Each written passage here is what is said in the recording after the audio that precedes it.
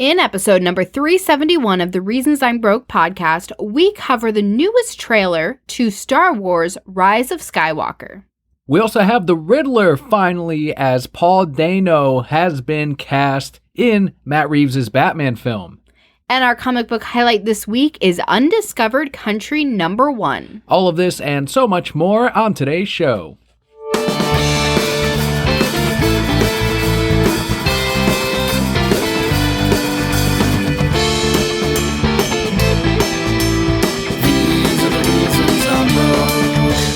Hello and welcome to the award-winning The Reasons I'm Broke podcast, bringing you the reasons we're broke every single week, ranging from comics, movies, TV, video games, and more. I am your Emperor Palpa Kelli. And I am Kimono Girl Daniel. I'm so glad you said it because I was going to call you out on your shit if you didn't. Might have been better if I didn't tell you, skipped it, and went on to the next trailer. I never label. would have known, but maybe my heart would have known. Like, maybe. Deep down, I would have been like, you were never a kimono girl, Daniel. For those of you new to the show, the way we format it is first we go through some news, we head into our Patreon shoutouts, which are the people who make today's show possible. We go into our review, which is going to be the upcoming Undiscovered Country from Image Comics, and we end it with the Brokehead block, which is listener questions and where Palpa Kelli and I have been.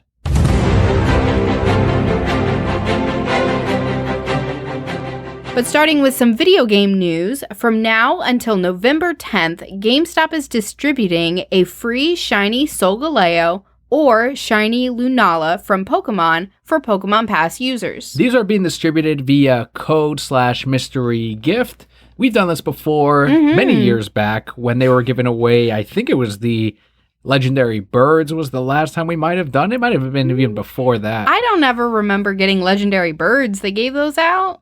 They gave those out as shinies, I believe. Stop, was one of the last times they did it. But they used to, because I used to work at a GameStop, and they used to do them via a Wi-Fi signal. And what would happen is Pokemon players would just sit in the parking lot, pick up their free Pokemon, and then drive off.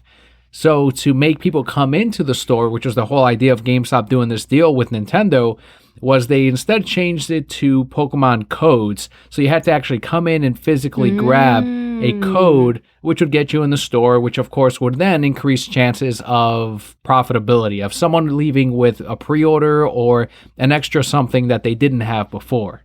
Very interesting. We will not be taking advantage of this. One, because we don't have time to play Pokemon. And two, because who cares about those lame-ass Pokemon? I like Lunala. No. But yes, I won't have. There's no reason for me to pick this up. I won't be playing Pokemon anytime soon. But it is a heads up for you who may be listening, who may be getting Pokemon Sword and Shield. Moving on over to the small screen side of movies, TV shows, I don't know, your TV. That's what we're moving on to. A service that I'm super excited for is HBO Max, and Warner Brothers has secured exclusive streaming rights to most of the film catalog from anime company Studio Ghibli.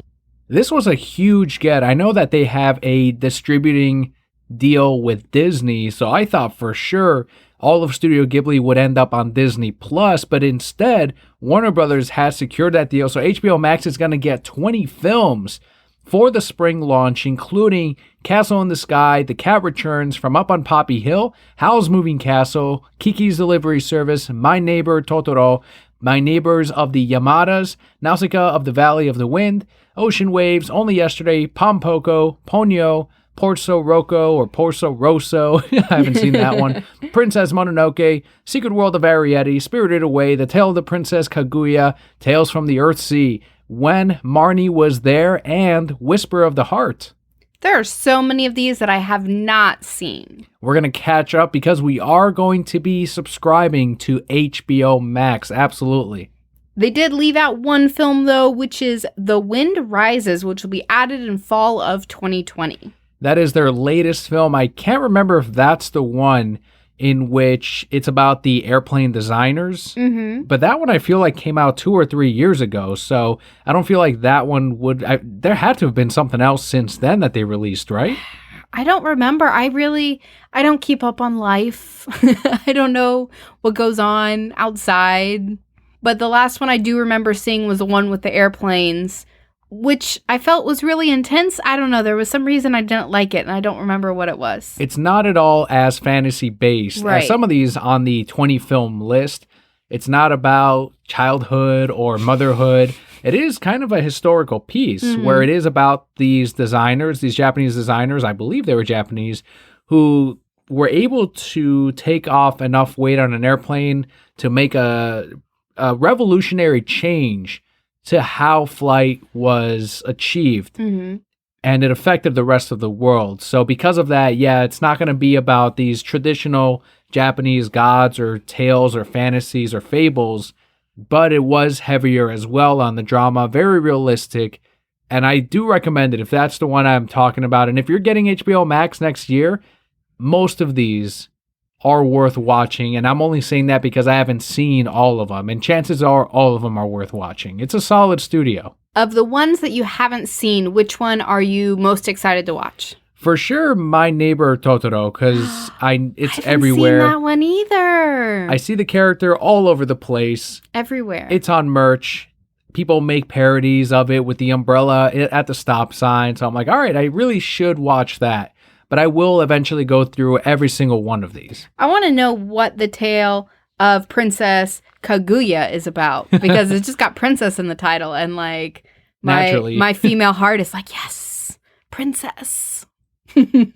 Huge get for HBO Max. Do you think that's going to lead to any subscriptions just from that alone? I would definitely believe so, yes. Will there need to be more Weeb offerings if they're going to have all 20 of these? Well, here's... I don't say yes yet, because that's going to be based on how many people are getting the subscription and watching those multiple times, right? Which is a possibility. But at the same time, I also feel like HBO would be like, no Weeb things. And they would just continue to put out quality, and the Weebs would still come. Hopefully. I don't know. I don't think those go quite hand in hand. Here's the thing. You keep in mind there's also like a lot of boobs on HBO. So yeah, but they like animated boobs. Well, maybe they'll have some of those too. Some CGI ones? Yeah. Does that count? No, Japanese animation.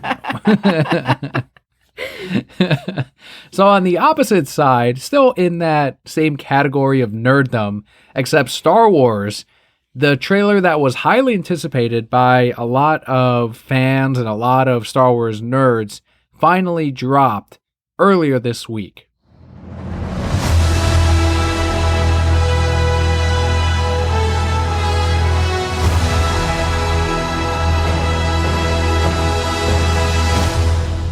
After the launch of this trailer, day one sales for the movie outsold Avengers Endgame. All of the MCU sheep had a fucking We must fit. go! Even though it's the same company, it's all still going to Disney. But it's not Marvel! They were upset. They were saying, who gives a shit about Star Wars? I don't and care! What is Star Wars? And it's only because this happened. And I'm going to see it so I can tell you why it's bad. I, in the meantime, was also enjoying myself as I read all of the angry comments, had my popcorn. I was ready. I was reading those, and I was just prodding them along, giving a little like here or there on the Star Wars fan who would argue against the Marvel sheep and be like, yeah, Star Wars fan, you're right. You're right, too. Yeah, I'm on the Star side Wars here fan. for sure. And I don't care for Star Wars one way or the other.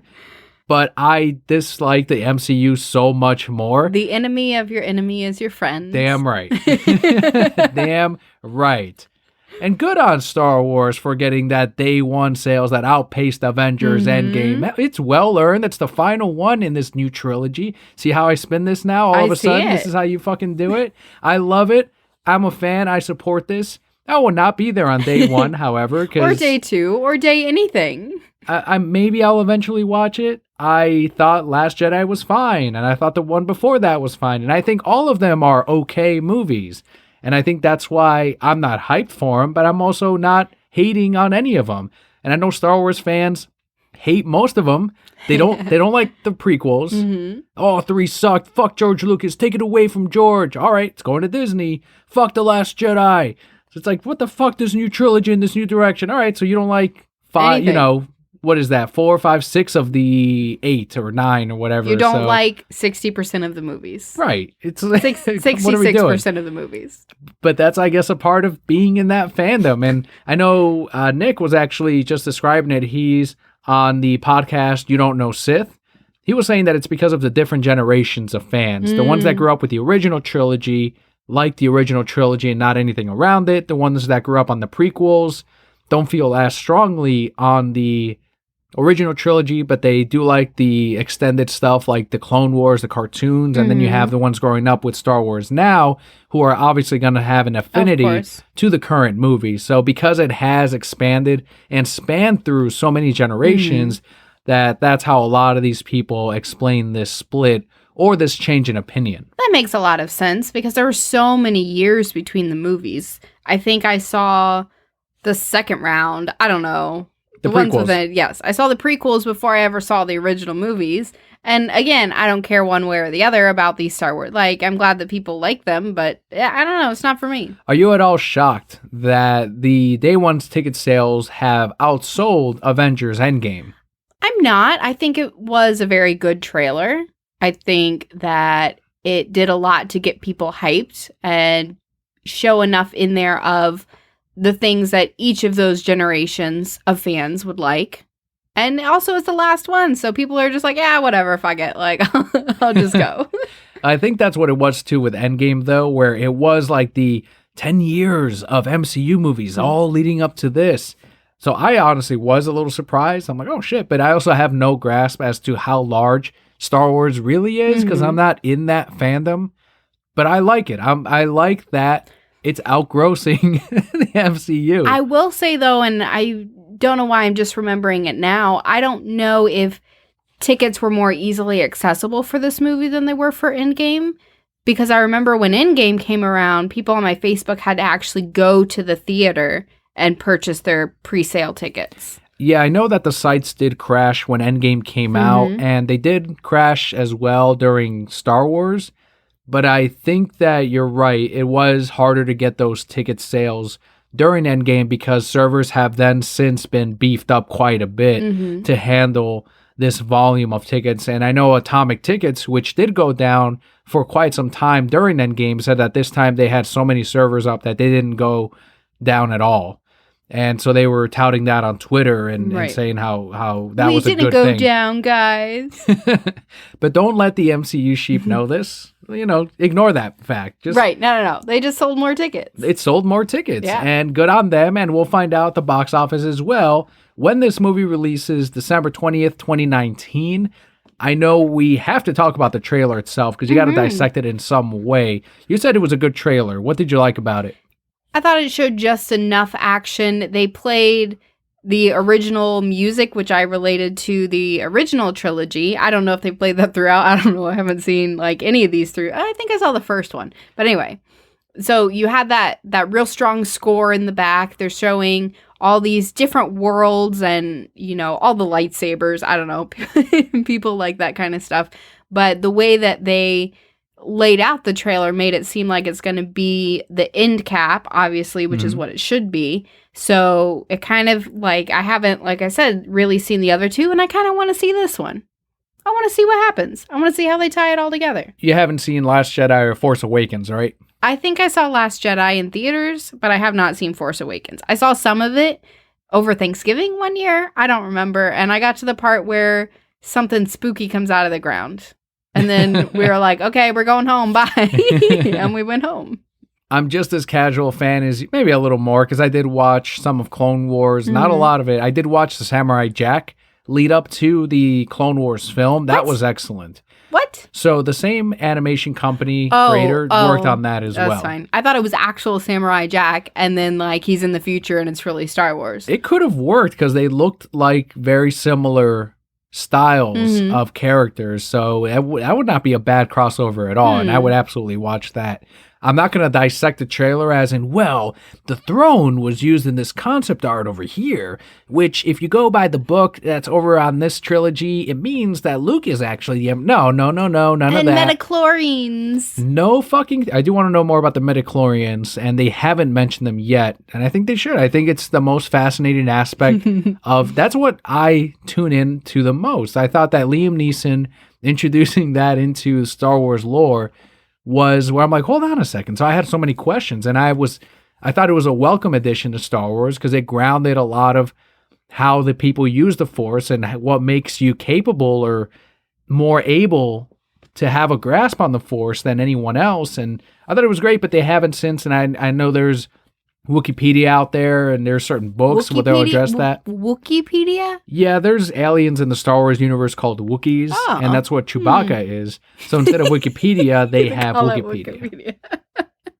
But regardless, if you have any theories about Rise of Skywalker, kill them right now, knock it off. There are people that I know personally, people I work with, who had lists of theories and what they're going to do, and they were going to see how much of that matched up to The Last Jedi, which is the last one. And that one was the movie that gave us the least amount of answers, I think, out of what they wanted, especially, and out of all the movies. So that's one thing that a lot of people were upset about because it didn't match their theory, and Snoke wasn't Plagueis, which would have tied it into even before the Emperor and all this other nonsense. So Plagueis, the main villain in this one. So any theories you have, if you're trying to think of it and you're like, I'm going to figure out what's going to happen by doing this, you are setting yourself up for disappointment. And I know I've said it before, and I do still think that they're going to backpedal hard and make sure that everything is connected to everything now, because Last Jedi wasn't. So now you're going to have, I used for as an example, BB-8's going to be related to R2, and we're going to have Boba Fett show up, and he's going to be related to the metal helmet lady from the last couple movies, and they're all going to be related. Everyone's going to be fucking related, just so fans are fucking happy. And that will happen to an extent, but it's still not going to match your theories about, is this a clone, and is that really Rey? Is that a vision? Knock it all off. Write some fan fiction. Just watch it. Don't even do that. Just fucking watch the movie when it comes out. You'll be better off. If you want to solve a mystery, go figure out what the mystery Oreo is. What's the mystery of Oreo? Oreo has a mystery flavor out right now. They haven't told us what it is. I didn't know that. People think it's cinnamon buns. I'll have to try them. That's a good way to get people to... And they keep putting out these clues, and one of them is like, maybe it lives on a hill in Europe. And I'm like, what lives on a hill in Europe? I'm Googling last night, like looking up all these things, and I'm like, it's a sheep. It's sheep flavored. So go figure out the mystery Oreo. Something else that got the MCU sheep in a tizzy last week. I once again loved it. I was enjoying myself thoroughly at the Lumiere Festival in France.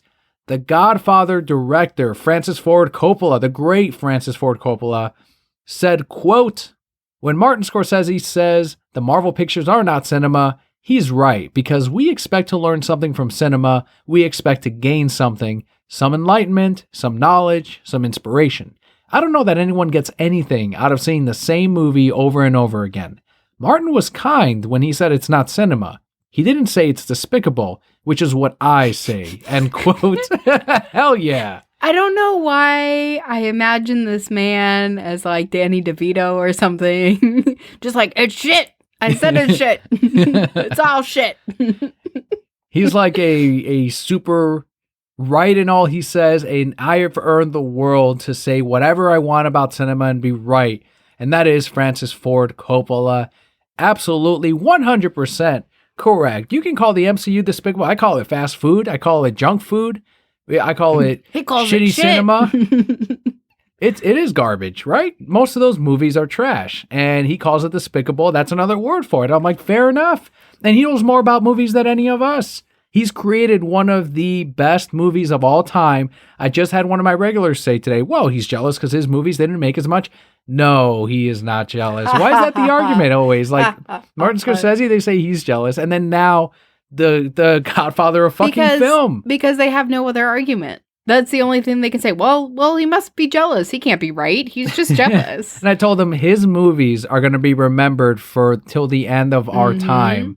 And the MCU movies will not. He is not jealous. He has made the greatest of impacts on film. that the box office can never do, no matter how large.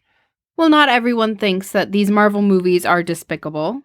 Mr. Bob Iger, the head of the Walt Disney Company, addressed Francis's comments through the Wall Street Journal. he had to use the Wall Street Journal. Well, it was through a tech conference, yeah. With, quote, "I'm puzzled by it. If they want to bitch about movies, it's certainly their right. It seems so disrespectful to all the people who work on those films, who are working just as hard as the people who are people who are working on their films and are putting their creative souls on the line just like they are. Are you telling me that Ryan Coogler making Black Panther is doing something that somehow or another is less than anything Marty Scorsese or Francis Ford Coppola have ever done with one of their movies? Come on," end quote. That's the best you got right there. You can, any one of their fucking movies, even one of the ones that I think are pretty good, like Captain America, it will never compare to the movies that Martin Scorsese or Francis Ford Coppola have made in their careers. What a dumb fucking thing to say. Once again, Iger, what are you doing? I'm shocked he said that they're bitching. I'm like, holy fuck. Yeah. I had to look up the video myself. I'm like, is this a misquote? No, he goes off on it. He's like, I didn't mean to come off this offensive. However, and then he just starts rambling about this stuff for 2 to 3 minutes. Wow. So he's talking about them bitching about movies. I'm like, how's that not the head of Disney? Can you believe that, Kelly? I cannot believe that. The head of a family company like Disney? Why isn't this everywhere? Said that they're that's a sexist comment, I think. I don't know what you think, but I shouldn't speak. What do you think, Kelly, as a woman? Is that a sexist comment for him to say that? Nah, I mean, we call everything bitching. Yeah, is that should Bob Iger should he curse? No. I think it's offensive. He's the face of the company, so.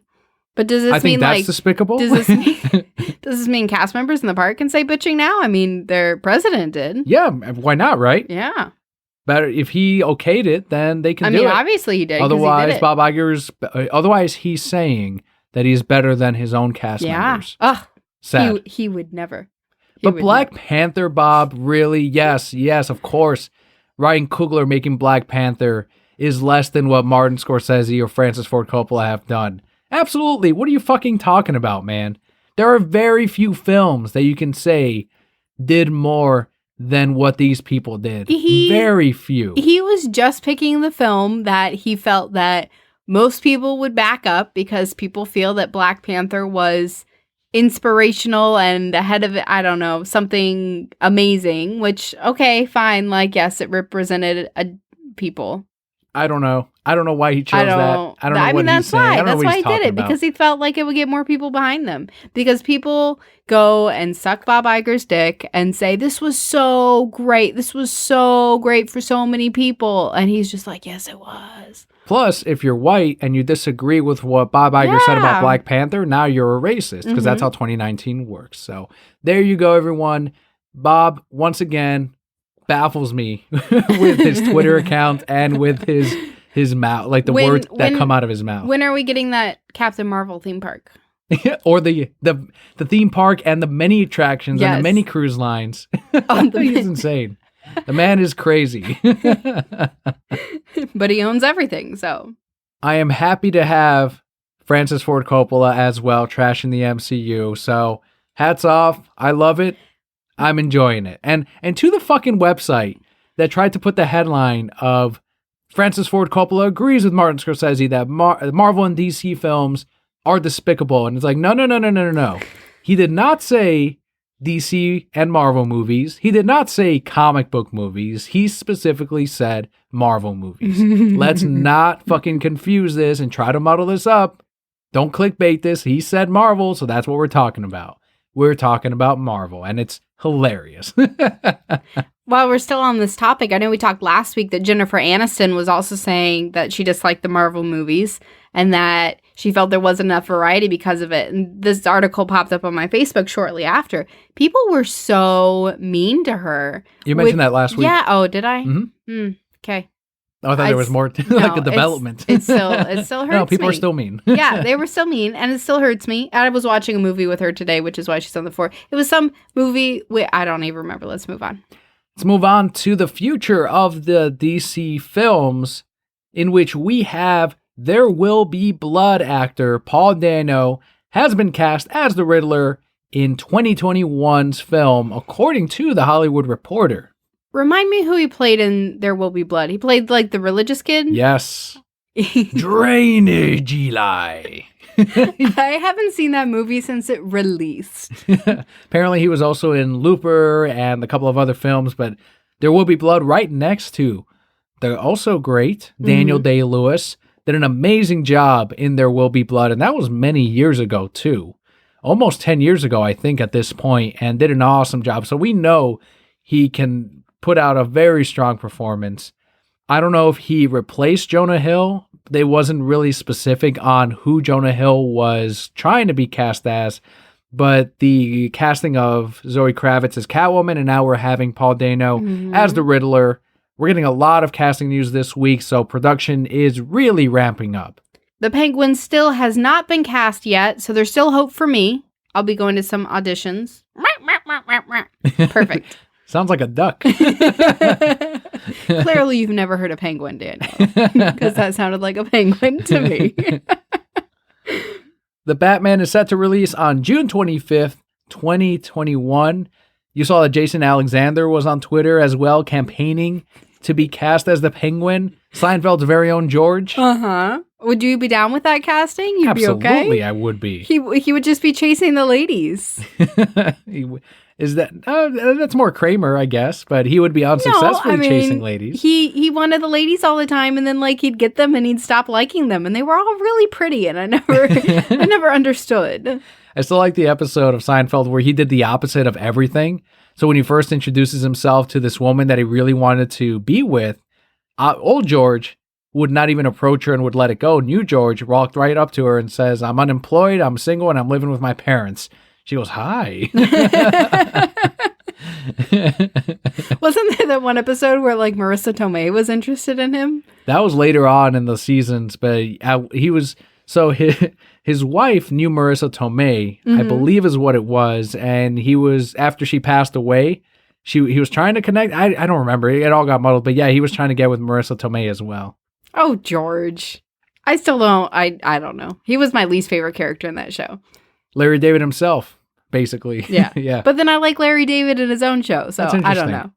A lot of the DC belugas have been asking about this trailer almost as much as Star Wars fans have been asking about Rise of Skywalker. Well, now we have an answer, because Wonder Woman 1984's debut trailer is going to take place on December 8th at Brazil's Comic-Con experience. Interesting that they're choosing to debut it at Brazil. Why do you say that? I don't know. I just feel like it'd be debuted here. Once again, I thought you knew something like, because this film actually took place. Because Brazil. Because Cheetah...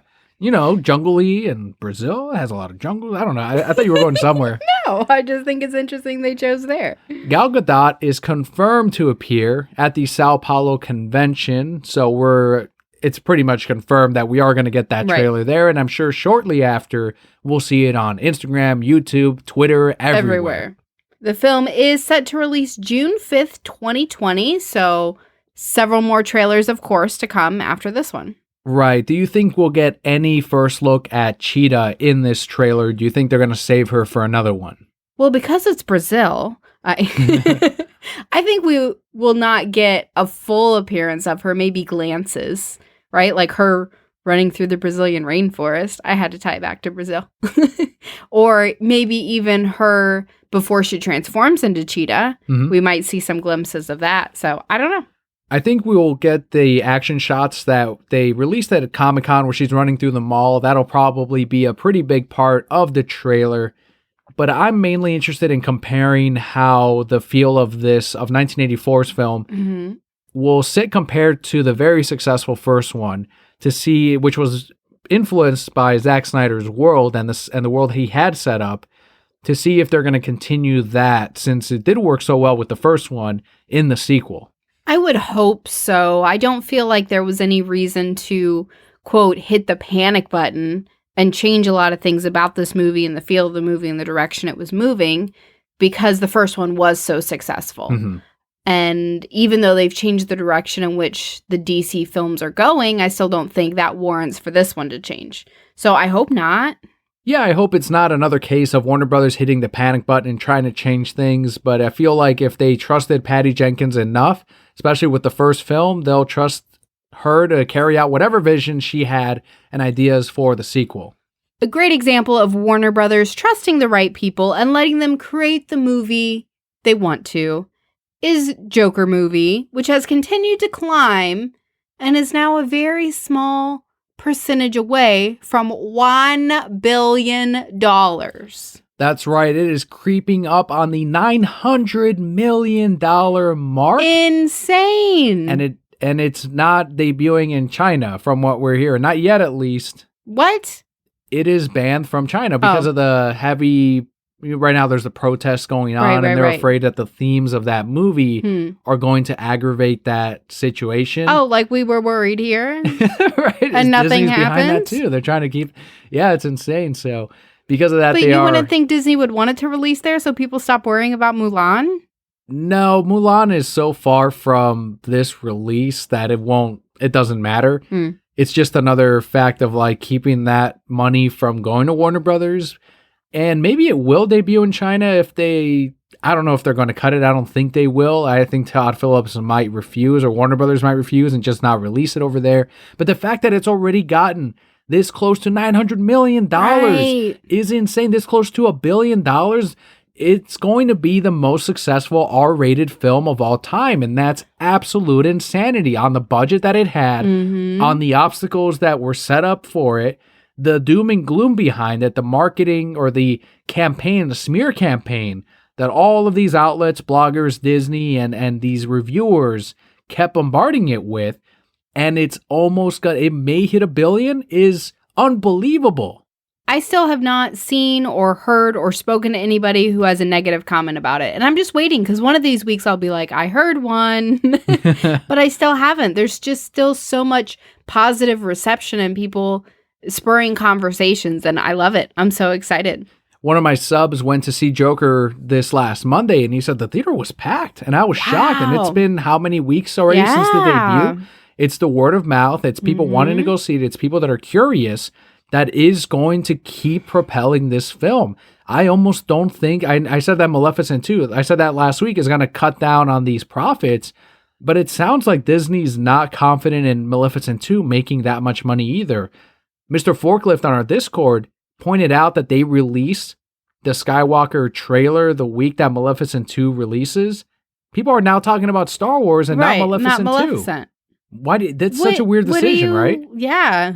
It's like they wanted to draw attention away. I don't know. Maybe now they're going to be bragging about, oh, look at all these first day ticket sales that we have. It could be. I don't know. I'm now thinking that maybe Maleficent 2 won't do quite as well as they wanted, or they know something we don't as far as the quality of the film. Maybe I know something you don't know. Maybe you do. I apparently know everything today. I still don't feel like they advertise Maleficent 2 very well anyway. Yeah, I haven't seen it in quite as many places. I haven't gotten any pre-orders on the upcoming Funko Pop. We'll see how it does. I'm curious. I do want to see the sequel because we did enjoy the first one quite a bit. Paul Dini wrote the original screenplay that they took a lot of the ideas from, and they ended up buying him out so that he wouldn't get credited on the film. He said he couldn't talk about it. There were some legal issues, and because of that settlement, they can't speak about it. But because of that world he set up and that story idea from the first one, this is a build-up or a building of that. And even though it sounds like they're just recycling the same ideas, I'm still curious to see where they go from this, especially when there's more of the Maleficent species, her fairy creatures or whatever, her own race out there. The rest of our news is going to be comic book related, but first up, we have Scott Snyder, Charles Soule, and Giuseppe Camuncoli's upcoming Undiscovered Country comic book will be Image's largest launch in the past 5 years. Undiscovered Country sits at over 83,000 ordered copies throughout comic shops, did extremely well, and I will tell you that it's because of the returnability to retailers that gives us the confidence to order up higher than what we'd normally do. What was the solicitation for this book?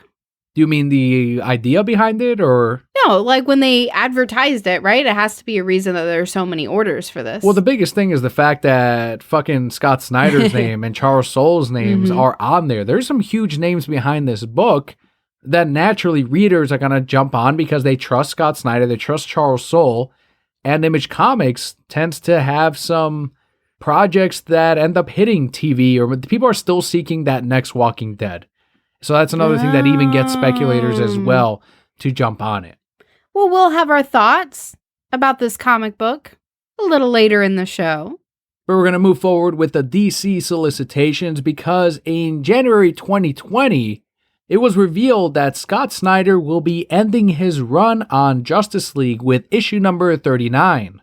Snyder's next book has not been announced, but many suspect it'll be the sequel to Dark Knight's Who Cares? Kelly did not care for Dark Knight's Metal. Still don't like it. I very much love the sales to Dark Knight's Metal. The story was all right. The art was great by Greg Capullo. You loved like the first 3 issues, and then you came to me after one day, one lonely comic reading day, and said, I understand you now. And I said, come here, my child.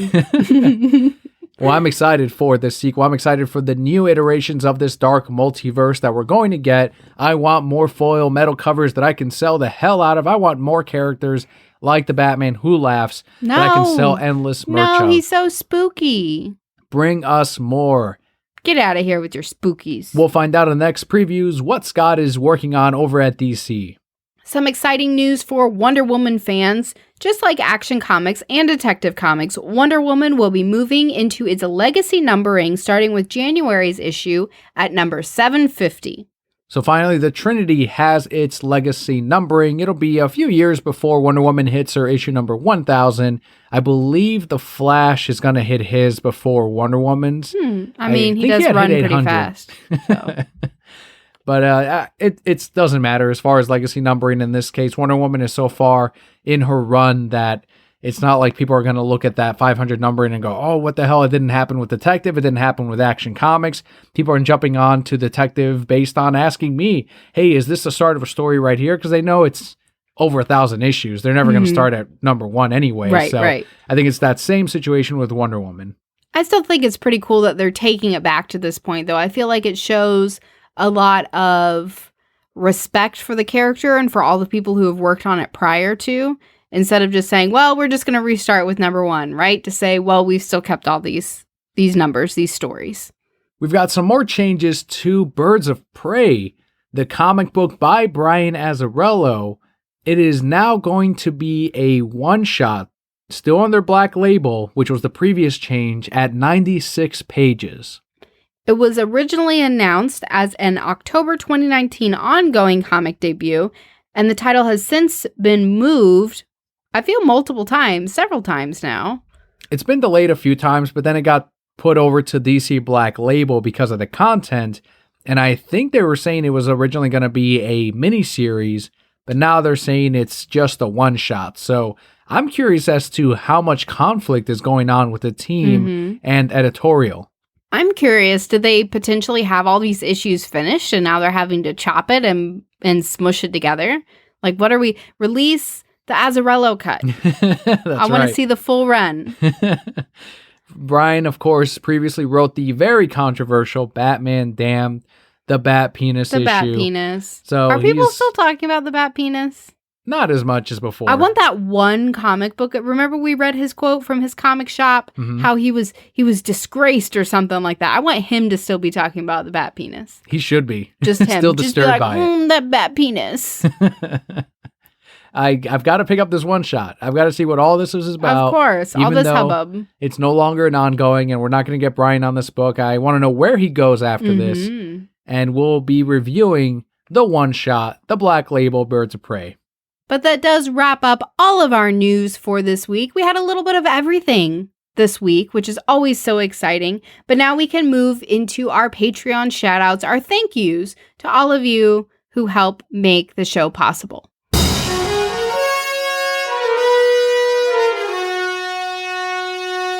First shout out this week goes out to Joshua T on Instagram at JDTOS.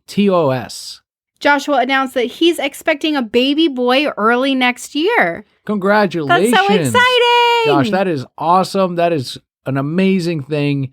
You're going to be ruffling and tumbling, and he's going to be your baby Jim, and it's going to be all kinds of craziness, all kinds of fun. So congratulations, Joshua. Stand sideways when you change diapers. They like to pee. Yeah, I don't know if this is his first kid or not, or first boy. Yeah, that's sound advice for sure. Next shout out goes out to Nick F. You can find them on Twitter at Jersey Whisperer and at Nick's Nerd News 1. Nick debuted Season 2, Episode 1 of his YouTube channel. You can find it on YouTube. Just search Nick's Nerd News. And he gave us several shout-outs on his first episode debut of Season 2. And he did an awesome job. And it's something that he put together and he did a live video for. So he was reading comments as well in the section. And I think he also mirrored it to hit Twitter. I know it was on Twitter Live and Instagram Live. That's amazing. I don't know if they were all at the same time, but the production and the work that goes into that kind of thing is very heavy. And take it from someone who used to have these as YouTube videos, interactive videos with the panels and changes and all of that. It must be even more difficult to do something like he did, in which it's broadcasting and it's putting up slides. And he went to school for this kind of production, or at least he worked on this kind of production as part of his schoolwork. So there's definitely some experience behind what he put together, but it doesn't make it any less difficult to do. So good job, Nick. Keep it up, and make sure to check out Nick's Nerd News.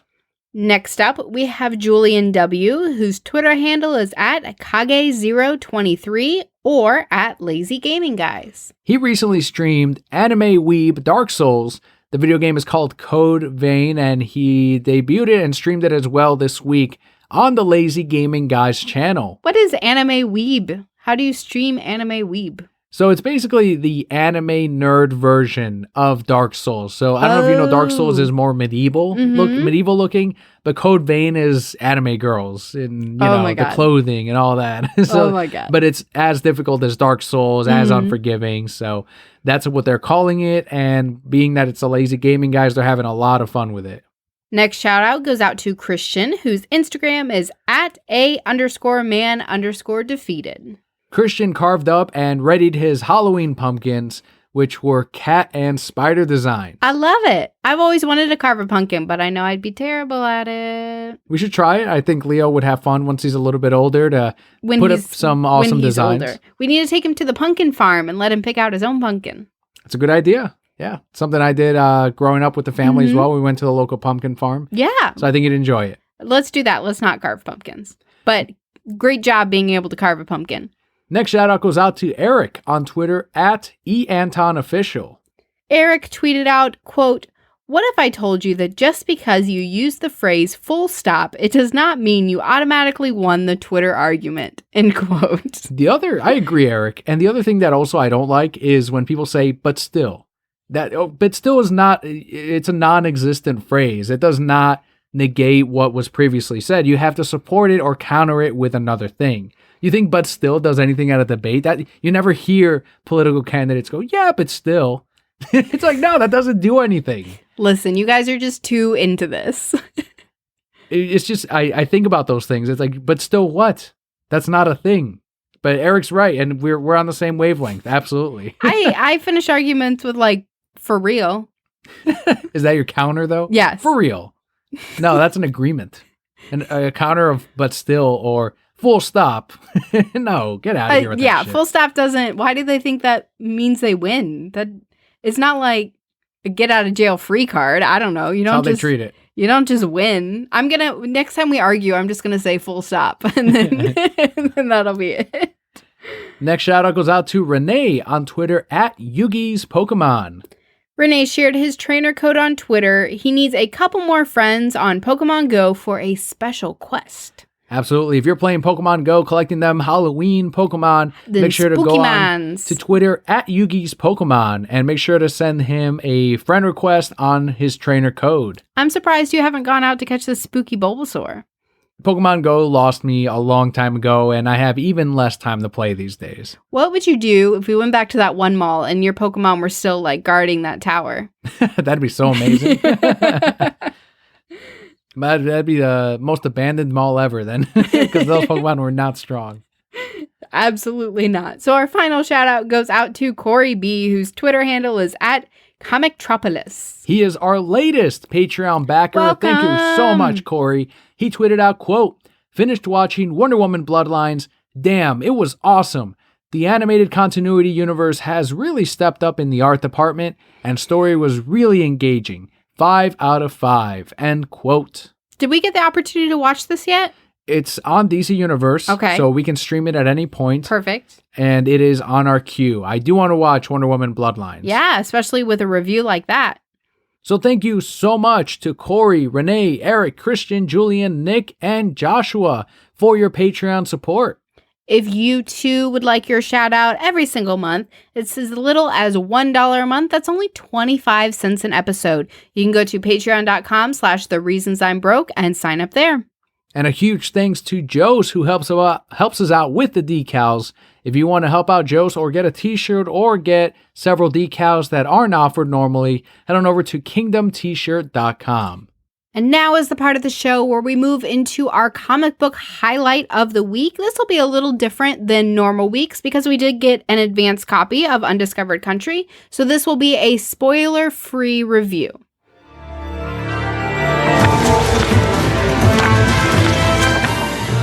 That's right, issue number 1 is written by Scott Snyder and Charles Soule, with art by Giuseppe Camuncoli and Daniele Orlandini, and colors by Matt Wilson. You're an Orlandini. I'm not an Orlandini. I'm a kimono girl this week. You're a kimono girl Orlandini. No! It's perfect! I've never seen a more perfect artist name. I would just go by Orlandini. There you go. Just perfect. And then they'd be like, "Are you a colorist?" I'm like, "No, an artist." And then I'd be even cooler. So as you mentioned, this will be a spoiler-free review since we're a little under 2 weeks away from the comic releasing. We now do have access to some advanced copies from not just Image Comics, but also DC. So if you guys enjoy the spoiler-free reviews of these comics, let us know if you enjoyed this one today, and we'll try to make it a habit for some of the upcoming books moving forward, even if it's something that we're not normally subscribed to, just so you can hear an advanced opinion on some of these things. But this being such an anticipated comic book, as you saw as we reported earlier, it's gotten so many pre-ordered copies, huge names behind it, huge publisher, of course, Image Comics, the biggest indie publisher out there right now. What are your initial thoughts to this first debut issue? There were a lot of things that I liked about it. I thought it set up a very intriguing world, obviously very different from the world that we live in. What happened when they got to the place that they were going, I was like, exactly what I expected. This is it. To the U.S. Right. So when they got there, I was like, yes, this is 100% what I expected. Got a lot of Mad Max vibes. I can see that, yeah. I want to see where it continues to go. I will say that the issue as a whole felt very long, but I think part of that is the medium in which we were reading it. So we were reading it through our phones rather than a book in front of us. So each page took forever to scroll through because you're having to go back and forth and up and down to fully read it. This was a very packed book as well, though. And the thing that I will criticize the book for is the same thing that I criticize Scott Snyder for, and that's in the team-up books that he doesn't quite handle them as well. And we saw that in Dark Knight's Metal too, and we're seeing that here in Undiscovered Country. We only felt, I don't know about you, I only felt connected to the one character. Everyone else, I'm like, it's whatever. And it's kind of like his books on Justice League. Where I'm like, all right, well, Batman and Starro are neat, but not enough. It's a little too convoluted, and he's trying to do a little too many. He's trying to explain too much of this world instead of taking his time and letting the story breathe and letting this world breathe. And near the end, we get, of course, the required action scene of this kind of this blockbuster. Well, will be a blockbuster book. It's going to have a lot of eyeballs on it. So you got to have the cliffhanger. You've got to have your action sequence. But everything before that, the 75% of it before that, a lot of dialogue, a lot of setup, a lot of telling us what these countries did Right. and what this future is. And I think that was a detriment to this first issue. They did a lot of going back and forth in time too, which I don't feel was handled very well, because then when you go back into the present, I don't think it ever said that it was the present. Right. You just had to kind of figure it out and be like, oh, okay, well, it's a different scene, so we must be back in the present. And even the past was very dialogue heavy, just like the present. So it's like, all right, so which one do you want us to focus on? Right. And instead of, normally in comics when they do, and maybe it's because I'm conditioned to superhero comics, but whenever they go back to the past, they'll have a couple of sequences here or there, very light on it, or they'll do their whole issue where it does all take place in the past, and then it'll go back to the present at the end, and that's when you continue with the next one and the story moves forward. But I think it is Scott trying to do a little bit too much once again with the handling of this particular story, and I'm hoping that he got all of this out of the way, and then in the second one, we'll just let the story continue and breathe, but I don't think that's going to happen with what we've seen in the past from his other books. Do you think it's him just trying to do too much, or do you think he's trying to set up something that would be very easily translatable into a TV show? I think it's him trying to do too much, and I only say that because he hasn't had his work that entrenched in other media to where that's his focus, like Mark Miller. Mm-hmm. Whereas I do think Mark is trying to make these stories to sell to Netflix, and obviously that ends up being clearly the case now with them buying up all his properties. But for Scott, he does so much research in every little thing. And, Greg talked about it in that show we had several months ago from the convention of Scott sends him 1 million notes. And that's when he's like, he just kind of skims through most of it and just sets up the story and does it how he thinks it should be. He's me in school. Basically. Greg's view and philosophy is less on, okay, I'm going to draw what he told me. It's, no, I'm going to try to translate what you said and try to make it cohesive and have my imprint on it as well. So in his writing, he'll try to work in all the different research that he does, and this is where this country might handle it in this way, and Switzerland did this, and he'll just have them say instead, well, this is how they would have reacted to this particular catastrophe, and I know this because I researched it, but I'm going to tell you I researched it by telling you through the character what that country did instead. And he does that for a lot of things, and the doctors and everything else, where I'm just like, no, have less of it. Show us instead. Show, don't tell. And I think that's one issue that I'm having with this. I can definitely see that. Again, it's not going to deter me from reading the second one, because I do think it set up a good enough story that I like to give it at least another issue or two to see how it pans out and how things happen. And I want to see us get to Florida. Yeah, it's a very neat idea for a comic book. And I think that's what hooked us, and obviously what got a lot of pre-orders on there aside from the big names. And it's a beautiful book as well. I do think that while most of it is, a lot of it is word balloons, and when you do get to like the open areas or the bigger pages or the bigger panels, it's a gorgeous book to look at. And I think that's what's going to lend a lot of the success, and hopefully that's what retains a lot of the readers. We will be there we may review issue number 2. Well, at least let you know if we're sticking with the title, and you'll definitely see it in our new Comic Book Day posts each week. But with that, we do wrap up the bulk of our show. Next, we'll be going into our Brocat block, which is what happened with Daniel and I this week. We also have a Brocat question. So let's jump right in with our question from Bobby on Twitter @CubanSlim.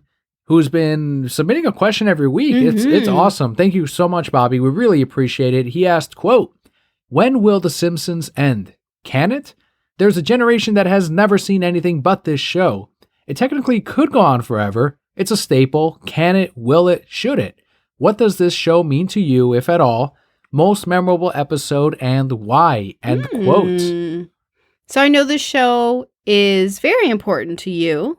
Huge thing growing up. Absolutely. It's one of the shows that it's one of my favorite shows of all time, and I have not kept up with it in the last 7 years, 10 years. Like the last couple seasons I have not watched any of, but those early 5-6 seasons I can rewatch and watch over and over again.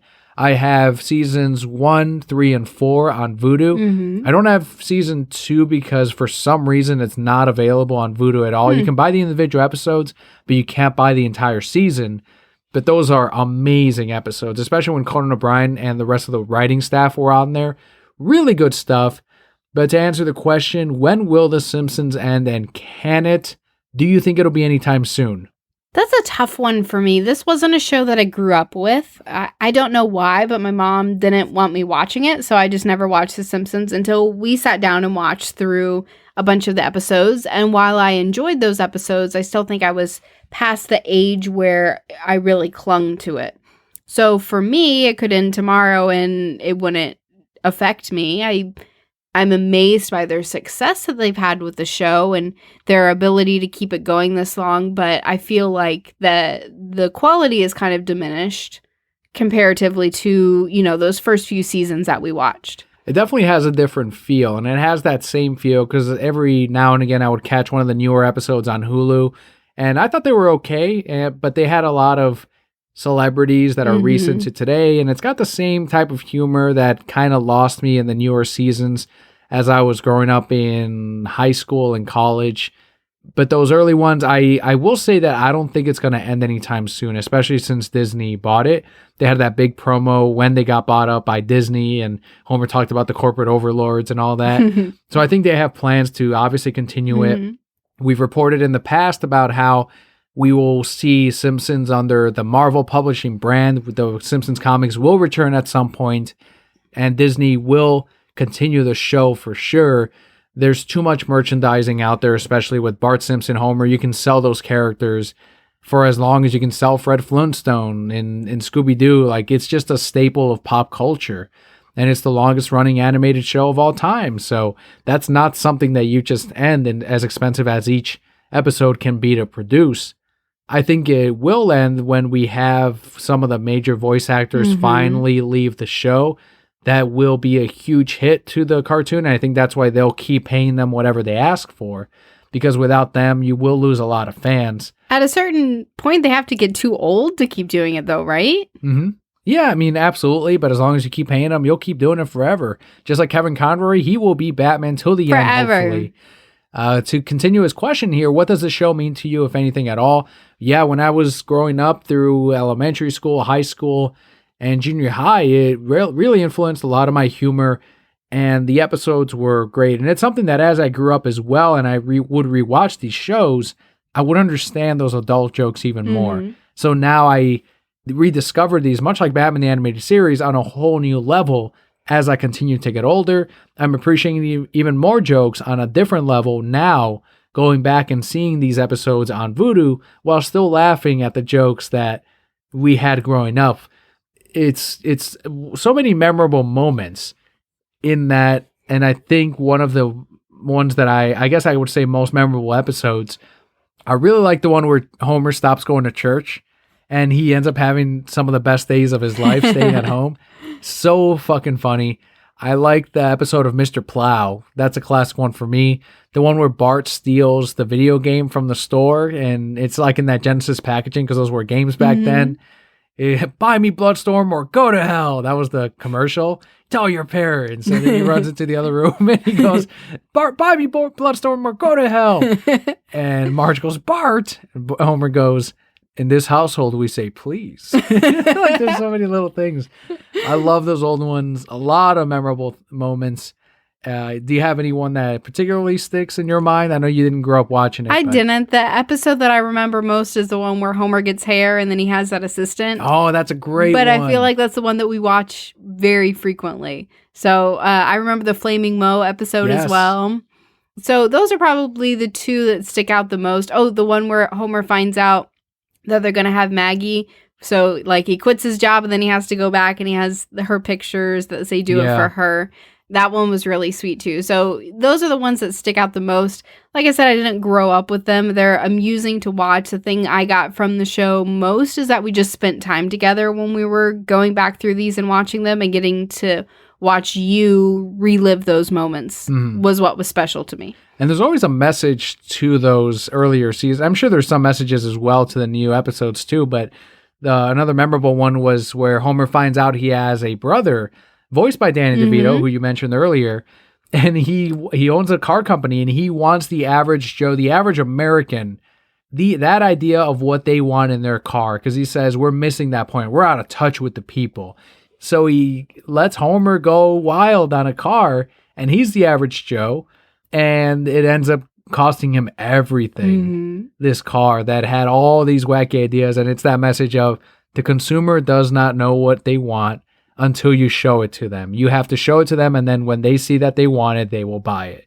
And every little thing, there's always something with every episode, and that was another pretty big one that I really like. When they made the Homer drivable in the Simpsons hit and run video game, that was the best. Like, 'cause I'm like, the fucking Homer, and you can drive that and even have the same honk and everything, La Cucaracha. Fantastic. So, huge part of my life. And I don't know if Bobby knew that I liked The Simpsons so much, but it was an excellent question for sure. Just talking about my week a little bit. It's been a crazy week for me. I had some openings at work, which are always real hard, and then a closing at work, which is difficult. And then I was back in 8 hours later because somebody hates me. I don't know. So I had all of that going on top of school starting this week, which is a little overwhelming, but just trying to focus on what's in front of me, right? And get through it each and every day. And I'm doing okay in school so far, I guess. That's good. Yeah. Very good to hear. At the time recording this, I'm prepping for a Halloween Comic Fest, which is essentially every comic shop's fall new free comic book day. It's like a smaller version of it, but I still welcome it, and I've been pushing the heck out of it. As you guys heard a few weeks back, I've been flying up the store and really want to make this one of the bigger Halloween Comic Fests. After this episode, of that time the episode releases, of course, Halloween Comic Fest will have come and gone. But if you have a local comic shop that did celebrate it and you weren't able to make it, be sure to ask them if there was any leftover comic books, because sometimes there are. And if there are, as always, make sure to pick up a little something extra while you're there, because the books are, while they're free to everyone else, they're not free to the comic book shop. So keep that in mind. And that's always the case with these giveaways like Free Comic Book Day. That's always a bigger expense for the retailers, but they do it every year, one, for the celebration of comic books, but two, it is one of the biggest days of the year for sales as well, because everyone does end up, one, discovering their local comic shop, but two, supporting and celebrating in their local shop. Are you giving out free candy? We are. Yeah, we will be. It's going to be like Halloween. I'll be there. Can I, like, come in and get a candy and then walk out and, like, change my hat and walk back in and get another candy? Yes. I'll be there. I'm so excited. Leo will like it. I think he'll like picking out his little candy and picking up a little book. Oh, yeah. He's at that age now where, like, that's exciting when he gets to make decisions. Yes. Like, do we tickle Leo or do we tickle Daddy? Yeah, I don't like that game. I like that game. Leo 100% of the time chooses me. Of course. He can't even really say words, and he's like, Dad! I love that he tries to tickle me, too. Yeah, but he just falls on you. Yeah. Yeah, it's the best. Little things, like as he continues to grow, newer, exciting things happen with his interactions. He had his doctor's appointment, and he was about to have it last time we were on, so he did have his doctor's appointment. He had to get the flu shot, but no vaccines. Didn't even cry. Right, that's true. Didn't even. He's great. The great secret this time, you held him like normal, but you were showing him Cocomelon, which is a YouTube channel, on your phone, and he was focused on that. They gave him a shot, and he like flinched. Like, oh, wait a second. And then he kept watching Cocomelon and then completely forgot about it. Right. Looked down at his leg and he pointed and saw the new Band-Aid now. But that was it. It was like a Transformers Band-Aid. Yeah, it was. And I was like, no, you're fine, Leo. Just went back to watching Cocomelon. And he's going to get his second flu shot in a month because of the way that it works. So that'll be another thing that we'll have to distract him in the same way. We need to go get our flu shots. You can. I've made it just fine without it. Okay, but if you get a flu shot, then I get a $10 Publix gift card. And if you get a flu shot, you get a $10 gift card. Yeah, so don't you want $20 to Publix? Do you want me to pass out at the doctor's office? Maybe. You want me to pass out at the doctor's office? No, you don't. You just won't look. You have to be a good example for your son. I'll show you Cocomelon. You'll be fine. No, because I start feeling the passing out in the lead up. It's that damn anticipation of sitting in the goddamn room for 30 minutes, knowing that I'm going to get a fucking shot or my blood drawn. And then it happens, and then I'm like, okay, I'm fine. Okay. 2 seconds later, I start blacking out. Hey, Daniel, next time we go to Baby Gym, we need to go to Publix afterwards. I'll just give you just 10 for groceries. I'll give you $10. I'll give you 20. Okay. Thank you. That's fine. Jeez. I'll take $20. I don't need the flu shot anyway. I don't get the flu. But, doesn't happen. Okay, that's fine. I'll just take $20. Thanks. And now Google's listening, like, he doesn't get the flu. If data is going through and the flu is going to hit me flu right through now. our hair vents. I don't know. We laugh, but who knows? I get sick next week. You'll know for sure. Yeah, so that's it for the Brocat block and for today's episode. Once again, let us know if you enjoyed the spoiler-free review of Undiscovered Country #1 from Image Comics. And if you have any listener questions, it is always welcomed. At any point throughout the week, you can either head over to speakpipe.com/thereasonsimBroke and be heard on the air just like Nick was last week, or you can just tweet over a question to us. Once again, our Twitter handles are @ReasonsI'mBroke, @PalpaKelli, spelled with an I. You can find the link to this and everywhere else. You can find us at thereasonsimbroke.com. Thank you so much for joining us on your award-winning The Reasons I'm Broke podcast. I've been Kimono Girl Daniel. And I am Emperor PalpaKelli. And Brokehead Core. All will be well.